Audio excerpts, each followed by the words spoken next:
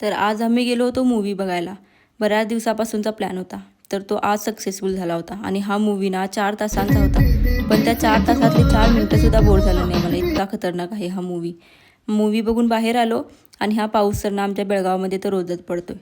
त्याच्यानंतर घरी आले आणि डायरेक्ट दुसऱ्या दिवशी शूट करायला घेतलं. सकाळचा सगळा स्वयंपाक वगैरे आवरला आणि बाकीची कामं करायला घेतली. कपडे तर मम्मीने धुतले होते, थोडेफार बाकी होते ते मी धुवून घेतले. आणि सध्या ना इतकी गरमी वाढली आहे ना, घरी तर 5 मिनिटंसुद्धा करमत नाही आहे. त्यात आज आमच्याकडे दुपारपासून लाईटसुद्धा नव्हती.